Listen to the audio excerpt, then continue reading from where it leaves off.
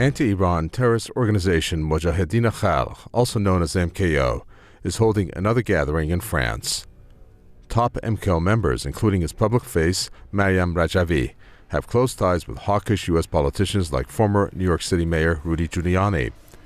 The former New York mayor has been one of the main speakers of previous MKO gatherings in France, with handsome speaking fees.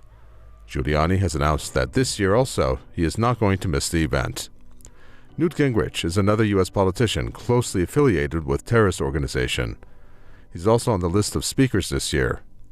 Both Giuliani and Gingrich have been backing the group for years, but it's different now as the two are key figures in the U.S. President Donald Trump's orbit. But perhaps the most senior U.S. politician courted by the MKO is this man, John Bolton, Trump's national security advisor.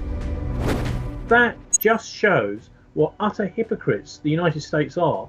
If you're a terrorist group that kills people that the Americans can't control, then you're good, and we're going to support you. In fact, we'll even fund you.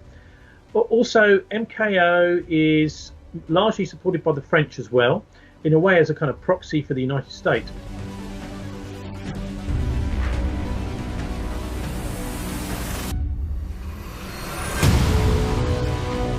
Bolton has long talked about regime change in Iran. His inclusion in the Trump administration speaks volumes about the U.S. president's mindset. The deepening ties between Bolton and Mujahideen Khalq terror group suggests that the U.S. administration may seek to use the MKO at some point to pressure Iran. So there's a lot of money being pumped into MKO. Their traction is very low, I think, amongst the general public. What they may do, though, is to put them alongside special forces, that is to say, British special forces like the SAS, the American Green Berets, the French special forces, and together with them, they may turn into a fighting force. But I don't think that it's going to be possible in the future in any way to pass these people off as in any way genuine Iranians, because most Iranians know that groups like this are just simply puppets. This year's MKO gathering comes as the U.S. has intensified its anti-Iran campaign. The Trump administration has stepped up its threats against Tehran. The White House has pledged to mount economic pressure on the Iranian establishment through tough sanctions. In the wake of its unilateral withdrawal from the nuclear deal with Iran in May, Washington is trying to scare off foreign companies who want to deal with Iran.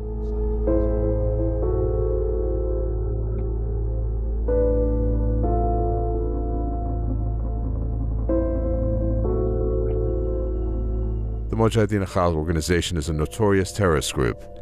It is responsible for numerous bloody terrorist attacks against Iranian civilians and government officials over the past decades. During the Iran-Iraq War in the 1980s, the MKO joined forces with former Iraqi dictator Saddam Hussein. The U.S. itself put the group on its terror blacklist for 15 years, but then removed it to pave the way for the group to more easily receive hefty funds. Is completely now distrusted within Iran itself, and actually seen by most Iranians, if not almost all Iranians, as exactly what it is, which is a tool of foreign power.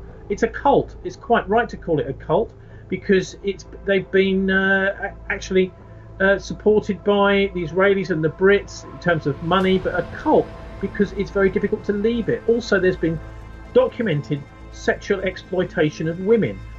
The MKO is a well-known enemy of the Iranian nation with a notorious record. Yet the U.S. is apparently determined to find a role for the group in a bid to pressure Iran.